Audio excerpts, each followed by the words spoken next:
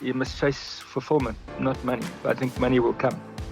Anytime I've chased money, the opposite has happened.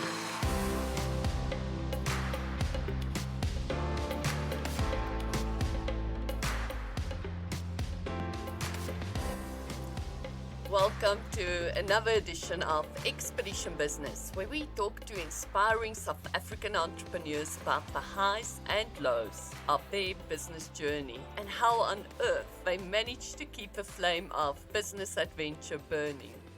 Of course, facing your day with a smile is sometimes the toughest thing you have to do.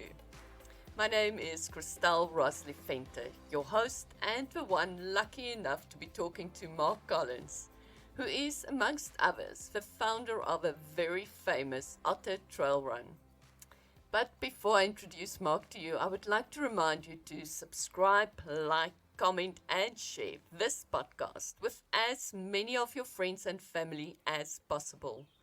Without your help, we cannot continue to share the amazing stories of our South African entrepreneurs. But back to why we are here today.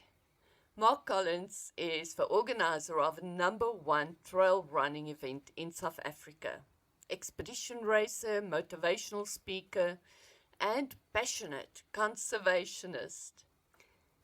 And I happened to have bumped into Mark on our day 4 of our Otter Hike while he and his team was busy doing a recce run for the upcoming Otter Trail Run. Mark, it is an absolute honor to have you as a guest on Expedition Business. Thanks so much, Christelle. It's good to chat to you, and it was a great meeting on the Otter Trail. From what I can gather, you were born in northern Namibia, moved through Northern Cape, matriculated in KwaZulu-Natal Midlands, and has made the Southern Cape your home. This does not sound like a recipe for inspiring a traditional behind-the-desk job. No, you wonder how much influence your early days have on your life. And, my first horizons, my parents were living in a caravan in Namibia. My father was a geologist, and we were living on site, and our nearest neighbors were 5 miles away. Wow. The farmer, who was the farmer. So, my first sort of 5 years of my life, I didn't know what it felt like to live in a town, and we lived with endless horizons, and that still is the thing that I sort of seek the most is an endless horizon. Somewhere I saw your dad built a yacht in the middle of a desert.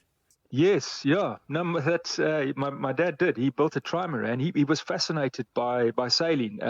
He grew up in Johannesburg, and then he was always wanting to be out. So he was out from his student days. He worked as a prospector up in Lesotho, looking for diamonds, and he developed an interest in geology and studied geology, became a geologist. But he was always fascinated by the ocean without having an ounce of experience. Okay. So I think we were 700 kilometers away from Walvis Bay. He built a yacht in the middle of the desert there, a trimaran that he had got plans from. He had contacted this guy through a magazine and managed to get some plans for this yacht. And he built a yacht in the middle of the desert and ended up sailing it across the Atlantic with 3 other friends, none of them having any deep ocean experience.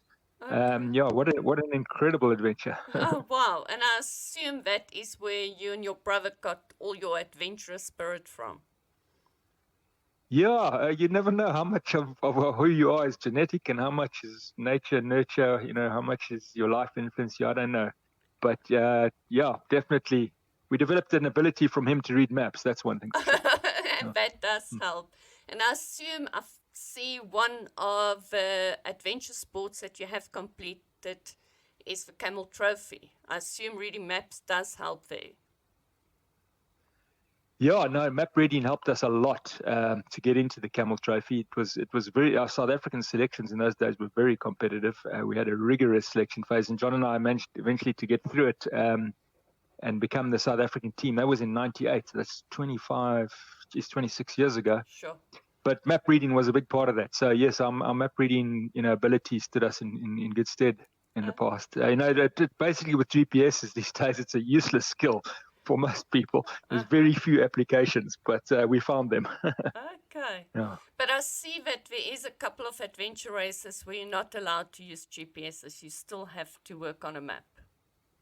Yes, no, very much so. That's one of the great things about adventure racing, and being able to, it does test your ability to read a map, and then later on in the race it tests your ability to read a map when your brain's not functioning, when you haven't had any sleep and you're exhausted, which is also quite a thing to try and master. Yeah. Well, it doesn't look like you guys have a problem with that.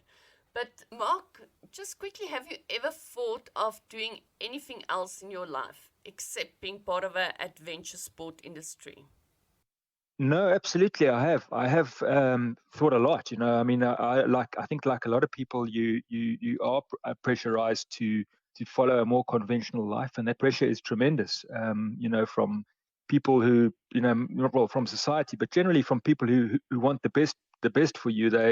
They all see, the safe path as being, people who love you don't want to see you get hurt, Uh-huh. and always want you to take the safe path. Yeah, so I've often thought about doing other things, but it seems that the only things I can be successful about, in are the things that I have a base passion for. Mm-hmm. Well, the clever people reckon that if you love what you're doing, you don't have to work 4 days in your life. I assume that's true for you. Well, I wish it was. I mean, a lot of the time it has felt like work for me. A lot of the time I love what I'm doing, but when you turn a business and you have bills to pay and you have responsibilities to people and people's safety is at hand, you do feel pressure, and it can feel like a lot of pressure at times. I think I certainly haven't discovered that key to not working a day in your life. I wish I had. Okay. But yeah, there are a lot of times where my life has felt like a lot of hard work. So I can't say I've experienced that. Okay. But you don't only organize for Otter Trail, you're also involved in a couple of other events and other sports? Yes, so initially our business, we were involved with Camel Trophy, and one of the sponsors of the Camel Trophy in those days was Land Rover, and they went on to sort of sponsor or produce a whole lot of incredible events, and we were lucky enough to be involved in those on all over the world, and I think we visited, John and I counted something like 50 countries in the space of just a few years with those events. And then from that, we launched our business in South Africa, also working very closely with Land Rover, which was a fantastic brand for us to work with. And we really, really had and that was our main business in those days. And we had a good time. We were working with very good people in that company and a good relationship. And we were lucky enough to have a very good start to our business that way in those early years until the sort of financial crash in 2008, which changed everything. And we had to reinvent ourselves after that. And that's when we branched out into other events. We started looking at things that we were doing. Our passion was always these endurance events, adventure racing. Those were the things we did for fun. Trail running. Trail running then wasn't a sport. We certainly didn't know of anyone who did any trail running events. And so when we started out to put on the Otter as a run, the actual making it a trail run was an afterthought. It was just starting to take off, trail running. And that's how we branched out into other events. And then we put on a range of different events. We carried on doing a few of launches every now and then for Land Rover. We carried on. We did some competitions for the Men's Health magazine. We did a wonderful event in Plettenberg Bay called the Sabrina Love Ocean Challenge, a big event with 14 different activities. Over the December period, we did the Featherbed Trail Run. We did a night series of trail runs around the country. So many different events that we sort of initially just did out of fun and passion, and eventually had to turn to them to become our core business. And the Otter's actually the one that has sort of taken off and gripped people's imagination, far and wide, and become our flagship. Very much so. But you've mentioned John a couple of times. He's obviously a very big part of your team. Yes, John, is my brother, younger brother. We've obviously walked this journey together. We've adventure raced together. We've did the Camel Trophy together, and we've been in business together. And an integral part. He's the better navigator out of the two of us, and I say that very begrudgingly, but he is, and he's probably the better athlete as well, although he does have a few years on me. But yeah, we've done a lot of things together, and we know each other very well, and we communicate effortlessly, which frustrates a lot of people, because we just like cavemen with a few grunts we can understand each other, where the rest of the people around us can't. Yeah, but him and I have gone a long way together. Okay, and I suppose you never fight. Oh no, on the contrary, we fight all the time. No, I sort of play devil's advocate when we're navigating, and John has a brilliance there, and I sort of I see the best navigators in the world going in one direction in the race, and John says no, we're going the other way, and I find that very hard to accept, and more often than not he gets us ahead that way. But I do play devil's advocate, and then we can have harsh words every now and then. Okay, but in business, do you always get along in the decisions of how to make money, how to put food on the table? No, I think there's, it's important to have different points of view. We have had some very, very different points of view, and we have different. We sort of have different strengths and different weaknesses, and we cover each other. John is very much a hands-on guy. He likes to get stuck over it, whereas I tend to try and take the bigger picture and keep an overview on things. And often we have disagreed, and there is no clear path. It's never cut and dry. And I don't think anybody is right all the time. In fact, I think most people are wrong most of the time. Except and you. It's to try, except me, yeah. No, I've definitely been wrong more than I've been right. But yeah, and talking of that, it's so important. A business that's not making money is not viable. It's not but it's never seemed like that. It's about we've always focused on what we're delivering rather than what we're getting in. I think, I don't know if that's right either, but that's been the way we've always thought is, are we actually, what are we giving to other people? That's where the focus has been. And you also, speaking about giving back to other people, you're very, very passionate about conserving the environment, making a difference, leaving a place better than what it was before. Yes, very much so. So, one of the things, and I was actually traveling with John in a car, and we were coming up, and we saw the sign on the side of the road. It said game reserve, and we looked across at this, piece of refurbished farmland that people were trying to run some sort of tourist activity on. And John said to me, my idea of a game reserve is something that goes beyond the mountains back there. And that's always stayed with me. The thing about having lived, I'm 55 now, so half a century is I've seen massive changes. And spaces, our wild spaces are under incredible pressure.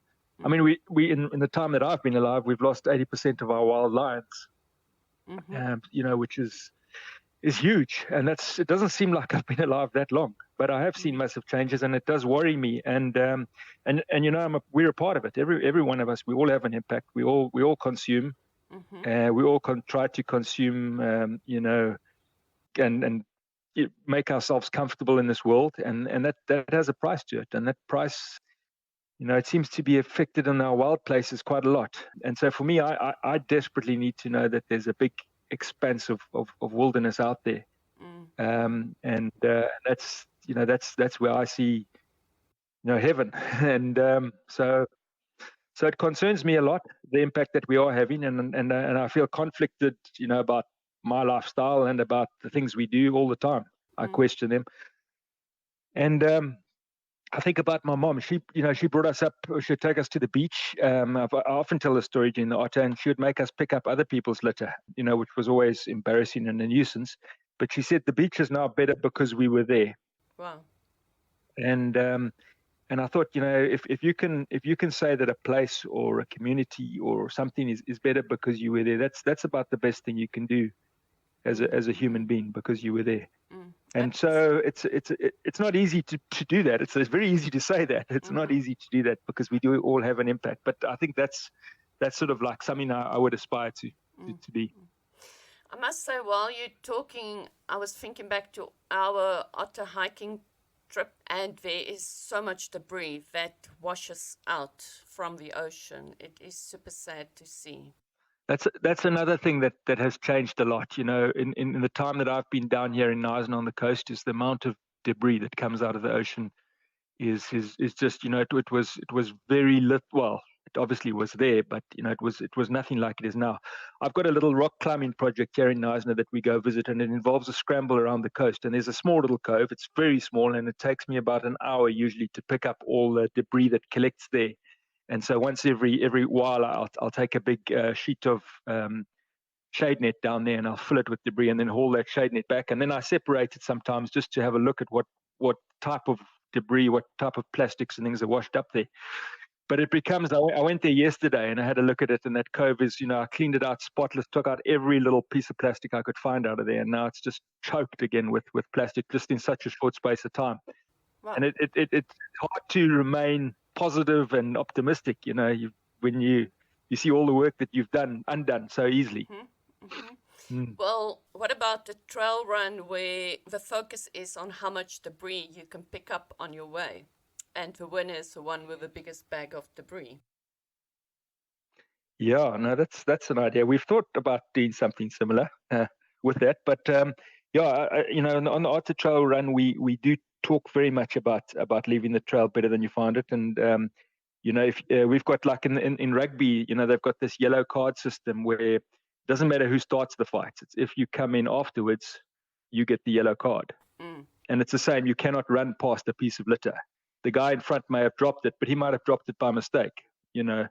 So you have to pick it up, because running past it is the actual it's the actual penalizable offense. So I think once you start doing that, you struggle to actually run past a piece of litter. And it's quite nice to go to places where people do have that ethic. And I think that's one of the rewarding things about trail running is as a sport, the people generally have a very high environmental ethic, and do pick up wherever they go. Okay. It sort of reminds me, somewhere you've done a presentation at the Otter where you had a triangle with trail runners at the top of a triangle, on top of normal people. Would that be something similar? Apart from trail runners being faster and having more endurance, do they also pick up more litter along the way? I had experience once. Trail running is a new sport. So initially, a lot of the people who started with the trail running were people who did adventure racing or other sports from the mountains before that. But a lot of people are coming over from road running now, which is fantastic. I mean, it's really fantastic. But some of the trail runs that we put on, the easier ones where you get a bigger sort of participation base, I've noticed what a big difference my briefing makes. So where I don't if I forget for whatever reason, we get pressurized something, and I don't do my environmental briefing, we do have large amounts of litter left out on the trail where people just drop stuff, which is absolutely incredible to me that you could actually think to do that. So I've noticed that's where I sort of noticed that trail runners, by and large, most of the trail runners I know would be mortified to drop a piece of litter, or to be running with people. If I run with my friends and by mistake I drop something, there'll be great pleasure in picking it up and showing me what I dropped. Absolutely. Yeah. Mark, just getting back to the business side of what you're doing, you've got some serious sponsors on the Otter. How important is sponsors in keeping your business alive? Sponsors is actually critical. It is quite competitive out there. There are other trail runs, there are a lot of other events out there, and a lot of them being done really well and at a very high level. And our participants have a choice of what events they want to do and what they aspire to do. You've got to come in at a price that's competitive. You can't just push your prices completely out there. And with the Otter, if we didn't have a sponsor, our entry fee wouldn't cover the cost of the event. So it wouldn't happen. Our sponsors are critical.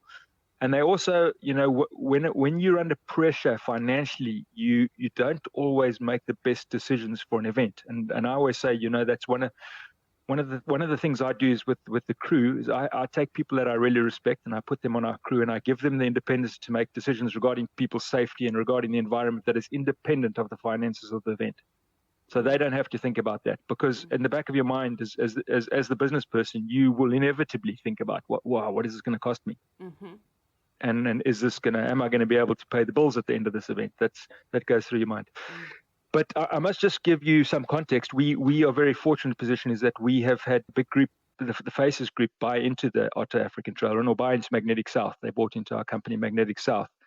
And they brought a lot of expertise in terms of engaging with sponsors and bringing sponsors on board. And that was a critical intervention, especially after COVID, in making our events continue to be viable. Okay. Because one of the things we always struggled with down here in Knysna is we were far away from the big corporates, and so many of these relationships need to be tended to on a monthly, if not a weekly basis. And so being in Knysna, we got quite tired of our trips to Johannesburg we'd come up every quarter, and then it became every half, and then it became once a year. And then, we actually weren't very good at that side of the business. And it is a very, very important part of the business. And so this year we've got sponsors that are absolutely fanatical about our event. They're fanatical about what we do and what we stand for. And it's been really one of the best periods of the Otter African Trail Run in that regard. Your expenses are pretty high. I think one of my questions that I had for you when I met you on the Otter was, the Otter Trail Run is one of the most expensive races, and you started explaining how expensive everything is to run. Yes. Yeah, no, look, I mean, it all adds up. If you start an event and you put up a flag at each end and you stand there with a clipboard, but as soon as you start bringing in highly skilled people, we got to cross Blowkrans and get 650 people safely across Blowkrans. You need guys, and you need to have your team there. They have to be guys that can make the big decisions and execute that safety in all conditions. And there are not that many people out there that can do that. So you bring in a skilled team. Everybody we put on the trail has to be a runner, a trail runner. Otherwise, they end up being a liability for us. So your whole crew, your entire staff, which is in the hundreds, needs to be, trail runners. You then, as soon as you start putting up marquee tents, and if you put in a floor to your tent, and if you get professional photographers out there and professional videographers and editing teams, all of these things slowly add up, and suddenly you're sitting with a sort of financial monster. And that's, once you start, doing things properly, it adds up. So it's not just like organizing a school event. No, not at all. And definitely not always fun and games. No, as some of the years, and I think, on the business side of it, when you stress to make an event financially viable, the fun actually goes out of it. And some of the years of the Otter, I really felt that the fun had gone out of it. When we were just straining to put on something that we were proud of and quality, which we always strove, because it's been our absolute passion. But at the end of it, it's heartbreaking if you end up costing you more than you've actually taken in. And sometimes in business that happens. That happens to every business, I think. It does happen to most businesses at some point in time. But how do you get over those low points? I think everything in life. You've got to sit down, and I think that's also part of the rewarding side of it. If it's easy, it wouldn't mean anything. Is you've got to sit down and analyze what's actually happening and where. And get a different perspective and try to see where you're adding value and where you perhaps not adding much value, but it's costing you a lot. Those are key things, and there are a lot of things that you actually hang on to that you don't need to hang on to. I find one of the things I love is climbing. I do a lot of rock climbing, and how you can get confronted with something that is seemingly impossible. And you slowly work the project, which is the fun part about it. And you try it from different angles, and you try different things. And eventually, you get to do something that a few days before or a few weeks before seemed absolutely impossible. And I think that for me is so much like business. You actually sometimes hit what you think is a stone wall, and you prod things down, and you say, well, have we explored this? Have we explored this relationship? Isn't this costing us too much? And you can slowly, these things can be worked out. And I think everything can be worked out, and I think that is probably the rewarding part of it. Okay. Ultimately, although it can often seem frustrating at the time. Yes, but I suppose it does help to have a whole lot of partners. Yeah, I think, partners and big thinkers, if you have access, and I think with the Otter African Trail Run, and the people we've met over the years, we have access to some people who've got a very elevated perspective on things and have been in the trenches and been above, and they can tell you, yeah, I think that helps a lot when you've got, more people looking at a challenge. Definitely helps a lot. Except for sitting on your own and trying to figure out everything on your own. No, you've got to be careful. We're social animals, and you can get yourself into a hole very quickly if you take the wrong attitude and you start feeling sorry for yourself. It's probably the easiest thing in the world is to dig yourself a hole. Absolutely. Although it is difficult thinking of you sitting in a hole. No. I've sat in a lot of holes. Okay. Yeah, sat and sulked in a lot of holes. But I suppose, as you mentioned, you do get out of them. What makes you feel on top of the world when it comes to your business? Probably the best feeling I get is at the prize giving, the final prize giving of the Otter, when everyone is safely off the course and all the staff are back there, and you just see the fulfillment in the people that are coming up to get their medals, get their prize, or be at the finish line, and you see the people, the absolute fulfillment, people getting so emotional, and you facilitate that experience. I mean, it's obviously all them getting from the start to the finish line, and all the training and the years of endeavor to finish an event like the Otter. But the fact that you're a part of it and you facilitated it, that gives you a tremendous feeling, that you've actually made a difference in other people's lives. I think that is probably, that is value, and those are the times when I feel we are actually adding value as a company, and as a business. So that is a wonderful feeling. And especially, I think, my biggest stress is somebody getting hurt on one of our events. That's probably one of the things that stresses me out the most, and we do a lot to counter that. And so, once I can only sort of experience all the other emotions once that sort of thing is taken care of, and everybody's safely back with their loved ones. Wow. I'm just thinking while you're talking, I suppose every single person taking part in the Otter have got their own personal stories of why they are there, and especially the back runners trying just to get over everybody. the line.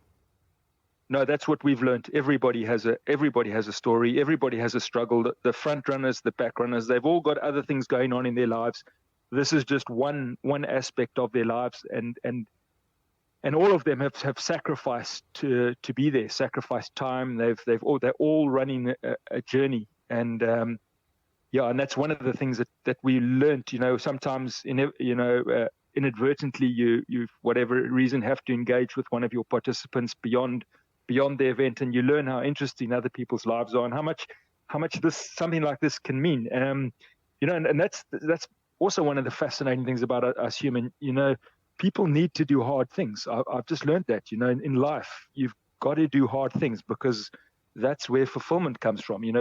We all seek those wonderful holidays in the sun where we relax and that, but there's very little fulfilling in that. People want to do hard things where you actually, in the moment, are probably not enjoying what you're doing. We had a wonderful thing just yesterday. One of our good friends, one of the people that used to work for our company, ran the Otter. And they got to the finish line. They left a message on our phone yesterday, but they said that they got to the finish line of the Otter, and they said, never again. This was so much harder than they thought. Never, ever again. And they phoned us on the message. They said yesterday they entered next year's Otter already. Okay. And I look back at my adventure racing career, and the times in the mountains when I'm stuck and cold and my fingers are numb and bleeding, and all you want to do is go back to that warm, cozy couch. But those are the meaningful times in life, and I think that's one of the great things about this event and the business that we have been in is although it's not always fun, we do give a lot of meaning to people. People take a lot of meaning out of doing what we sort of challenge them to do. Absolutely. Absolutely. Well, I know of people who put all sorts of photos on their phones just to keep on being motivated to train for the Otter one day. Yeah, I think also that's the thing. It's the Otter's just the final couple of hours of a year-long journey for a lot of people, and hopefully a very fantastic and meaningful journey where you better yourself. Yeah. Absolutely. But just on the other spectrum of it, I had a conversation earlier this week with someone who believes that trail running is only an elite sport. What's your opinion on this? Well, I think it's definitely, because of the cost of putting on events, there is definitely prohibitive costs for a lot of people out there. But I think in terms of participating in events, but I don't think it certainly didn't start that way, and it isn't. I mean, a lot of people in this country have access to incredible trails. A lot of people have to run to school and back, and that is essentially a lot of where our oxygen should lie with those people. If we can get them into trail running events, that'll be fantastic. But I certainly think the events cost a lot more because you go into areas that are where there is an entry fee attached, or where there are regulations. It's not like you have to put them on a road. So I think the events tend to be a lot more expensive, and I definitely think there is an element to that is prohibitively expensive for a lot of people to get into to trail running. But at its essence, that's not what it is at all. I think if you look at like living in Cape Town, if you can get onto the mountain, you can have the most incredible experience for free. If you get to the base of the mountain, that's probably where the prohibitive costs come in, or for a lot of people. But once you're on that mountain, you can have the most incredible runs, and here in the garden route as well. We've got forests, trails available. So many of them through Cape Nature and South African national parks that are cost very little money, and if you've got a wild card, they cost even less. And you can get onto them and have the most. I think for me, probably one of the best experiences there is to go for. My favorite thing is to go for a run around Robberg, and I've got a wild card, so if you add up what it costs me for the year, it's just about nothing, and I just have the most incredible experience. So compared to other things in life, that is probably one of the least expensive things I can do, and in terms of value for money, it is by far the highest. It is probably, no matter if I was a billionaire, it would be the thing I would still do above everything else, is my sort of weekly run around Robberg. I think the experience itself, although events might be very expensive, the experience itself of trail running is not compared to what the value you get out of it is not very high at all. I'm just thinking, I'm pretty much in Joburg, south of Joburg, and we've got so many nice trails very close to us, and getting out on those trails is just completely different to run in the streets. You completely forget about where you are and all your pains and frustrations of the day if you're on the trail. Yeah, no, that's my experience as well. And I definitely, I mean, running is running. I love running at all. I've run my whole life, so I'll be the last person to take a knock at road running at all. And I rode, but I definitely have a different experience when I'm in nature. The focus changes completely. I always say, like Robberg or in the forest, I've never had a bad run, although I must have been sore physically out there. I just feel more energized, and the focus is not on what's going on inside me. It's more about where I am. So it's such a yes, it does cost a bit of money to get out there sometime, and not everyone has the means and access to move around and get to these wonderful places. But value for money in terms of other things, like I find Johannesburg, things cost a lot. Everything costs a lot. And I think trail running is probably one of the least costful when you compare it to a lot of things up there. Well, absolutely. And it's less stressful than watching the Springboks playing rugby. Oh, gosh, let's not even go there. Okay, I'm exhausted already. Just quickly, a couple of other things that I've heard from people, and it's definitely not my view, is that most of the races are not governed by ASA, and they believe there's lots of opportunity for doping taking place. What's your thoughts on that? Yeah, I know a lot of the elite runners, and I would be flabbergasted at if any of our elites that I know were involved in doping. I'm definitely sure, and I know of cases in Europe where there has been doping. I actually know of runners that have been caught doping. Human beings do cheat, very sadly, and so I'm sure it does take place. But I think I don't think it's really that prevalent. Certainly among our top trail runners at the moment in South Africa, I would be very surprised if it is. And I think in the bigger competitions in Europe, doping is very checked and controlled. Okay. And your opinion on whether trail running should be more governed by ASA? I don't think so. I think the governing body has to come independent, or has to, it might have to fall under Athletics South Africa at some stage, but it has to first be formed by people who have, because of where it comes from and that it takes place out in nature and in the environment. It's a whole different dimension, and I believe that has to be the foundation. So it's got, the sporting considerations have to come second or third to the environmental considerations and the safety considerations of trail running. So I've often seen a lot of marathon clubs put on trail runs, and the way they've put it on has been has left a lot to be desired in terms of the environmental ethos and in terms of just managing the safety. I think you do need a lot of experience to have. You can't put the same people who you could man in a marathon out on a trail run. It just doesn't work.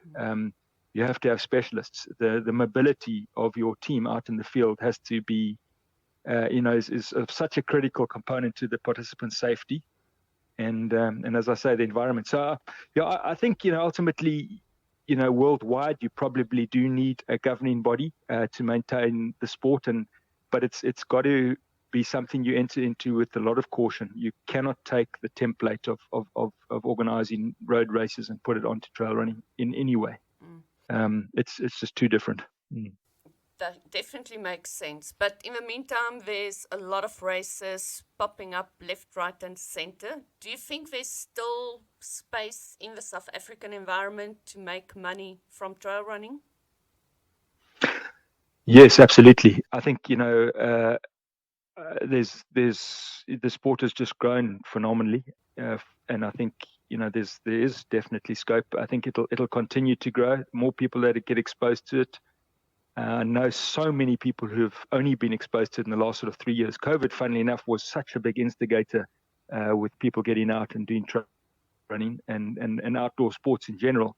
I think there is going to be a bigger shift and still a lot of momentum towards more people getting out in nature, doing things like climbing, adventure racing, and particularly more trail running, which is more easily accessible. So I think there's a lot of scope. Okay, that's very good to know. Mark, just quickly, we've mentioned the holes that you find yourself in from time to time. What fun and exciting ways, except for your rock climbing and your running, do you use to regroup and refocus and rejuvenate your business soul? I think humor is so undervalued. Learning to laugh, to see the funny side of anything, and learning to laugh at yourself. But as I was saying, humor is, and I've learned this from the adventure racing. When times are tough, and that just being able to find the situation humorous, no matter how appalling it is of such benefit to your mindset. So I think that's one of the big things. I think talking to people is very important. I've learned that I'm not a person who easily opens up.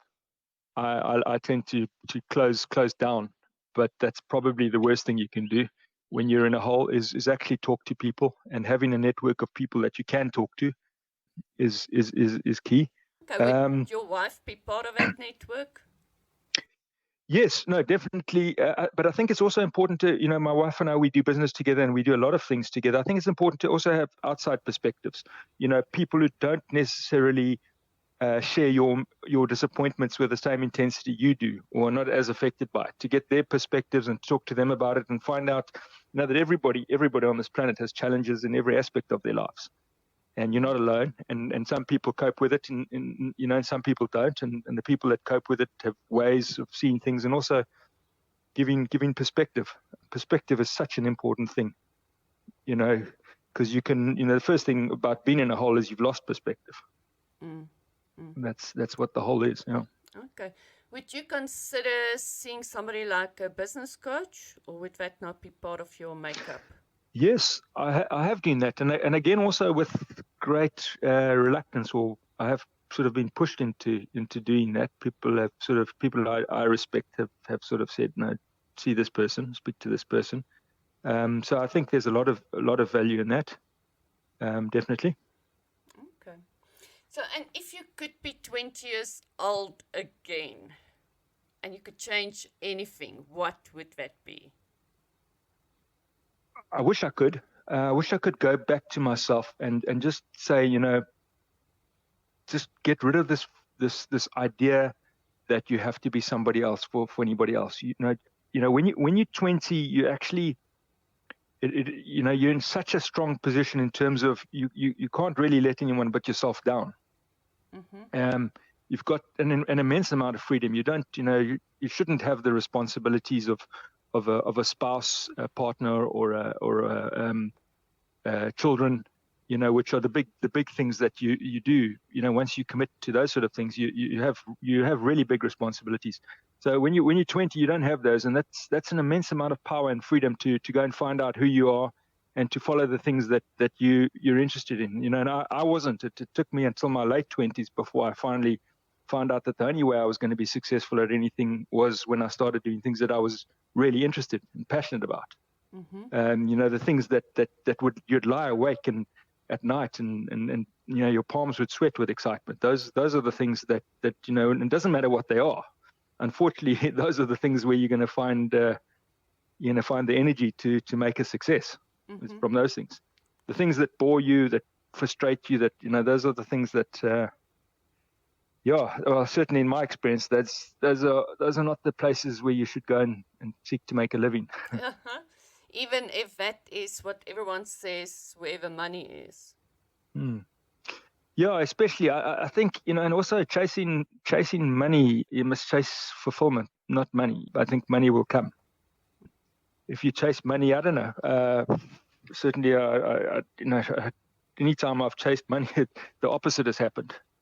When I made decisions trying to chase money, I've ended up poorer. Mm-hmm. In my Sounds life. Very familiar. Do you ever get time to read? Do you have some books that's close to your... Yeah. No, I read a lot. I've actually gone through about 6 months now where I've been reading a lot less than I normally do, but I normally devour probably two or three books a month. Okay. Yeah, I love reading. So what would be your favorite book? Do you ever read books on business, on entrepreneurship? I do, but I prefer to read somebody who's done it rather than a book about how to do it. I prefer to actually read a biography of somebody who's made a success and try to take their own lessons from that rather than have them condensed into some sort of 5 points or 10 points that, I'm not one. I have got a lot of them, but I've started to go off these sort of motivational books. Mm-hmm. I like reading books about people who've done things and try and understand what drove them and what they did and how they were thinking. Mm-hmm. Those are the sort of things that really grip me and inspire me. I suppose Shoe Dog would have been one of your books that you've read. Yes, I enjoyed Shoe Dog very much, but probably the best book I've ever read is A Ship of Gold in a Deep Blue Sea. Okay. By I think the author was Gary Kindler or something like that.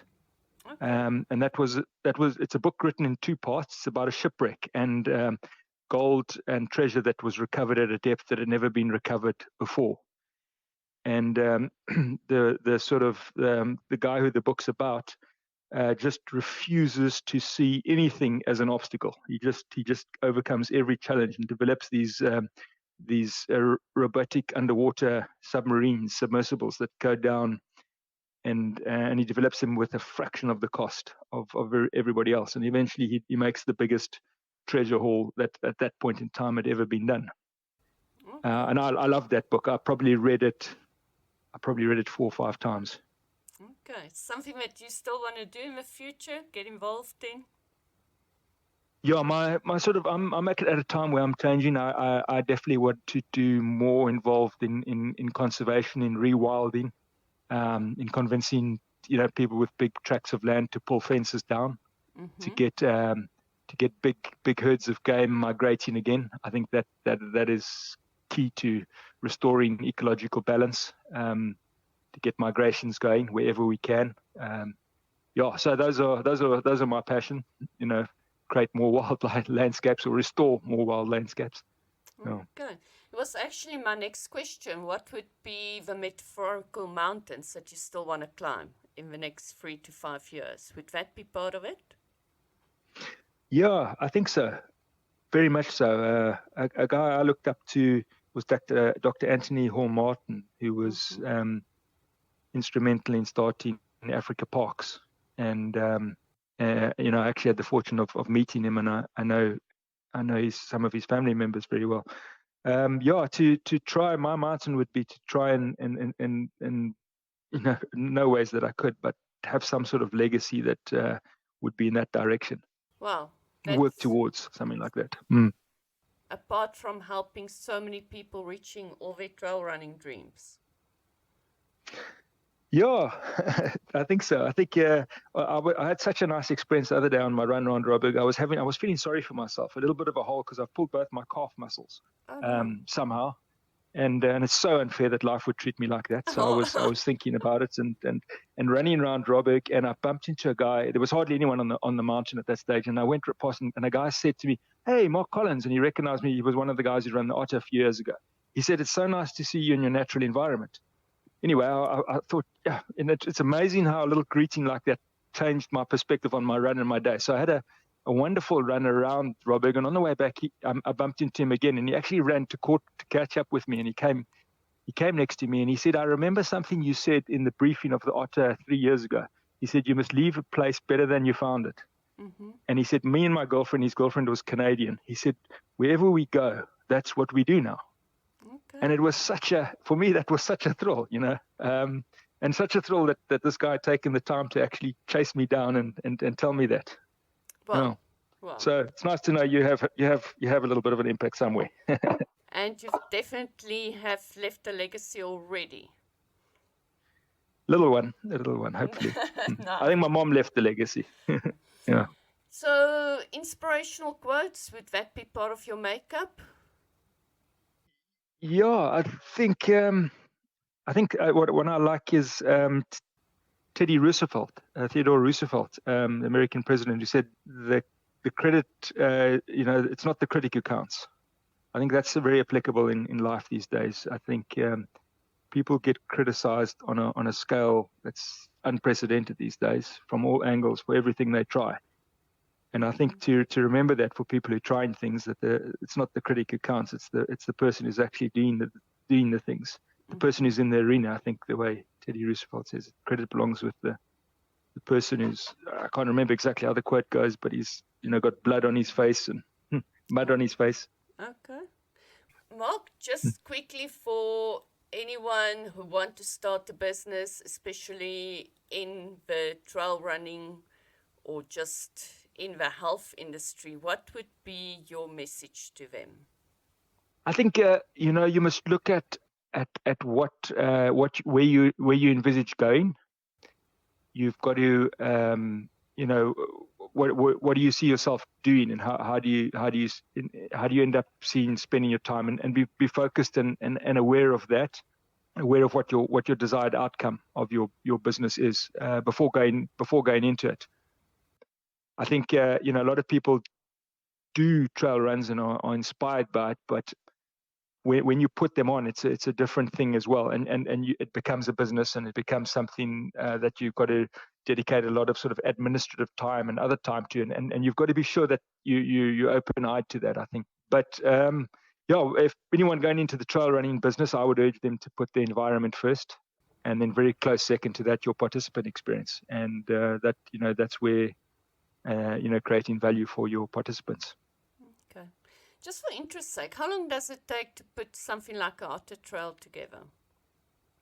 Otter Trail's next year's trail run, which is now a year away, started about 3 months ago. Wow. Yeah. Wow. So it's not something that you can quickly put together in a month. No.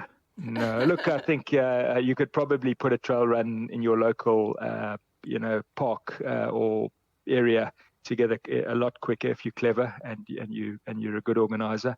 But the bigger events will take a lot longer when there's more at stake and more partners and more involvement, and especially when you're working in areas that are restricted and like South African National Park areas, you do need to get everyone. It takes a long time to get everyone on the same page. Mm-hmm.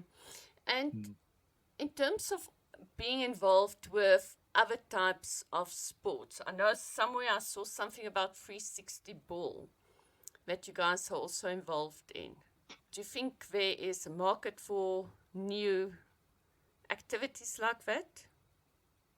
I think there's I think that the world is just so open to everything. But I don't think, like 360 ball is a thing that we haven't had, financial success at.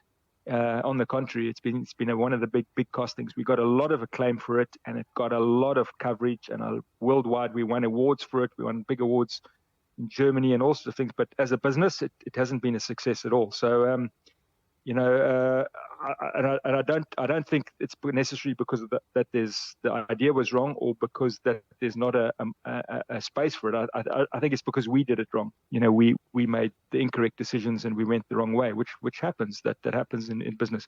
But I think there's definitely scope for new ideas. I mean, heaven forbid we ever live in a world where there are no new ideas and there's no scope for them. Okay. So if you have to start 360 ball all over again, what would you change? I would keep it very simple. Our focus was on producing the best game possible. So we wanted to take it to where it would be comparable to a sport like tennis, instead of something that people could take to the beach and play anywhere and everywhere. That should have been our focus, is the mobility of it. So these Americans came up with a similar concept after us, and they've turned it into a sort of $1 billion industry or $1 billion company. Wow. The same sort of 360 ball, and that was their focus. So their game is not comparable to our game on any level, but it's their equipment is a fraction of the cost of our equipment, and people can take it and set it up anywhere. So that was obviously the key that we didn't realize. Mm-hmm. But you know that now. I know that now. And you wouldn't make changes to it and relaunch it? My focus, as I said, is I want to spend more time, making a difference in the wilderness and to things that are really important to me. I had great fun coming up with new ideas and new sports, and that, that's a big part of our nature. Trying to think of ways of doing things that are completely different. That's a big thing. So it's great fun, but I sort of want to channel that more into, the things that are really, really important to me. Mm-hmm. It does definitely make sense. Just final parting words for our entrepreneurs out there in general. Any wise words?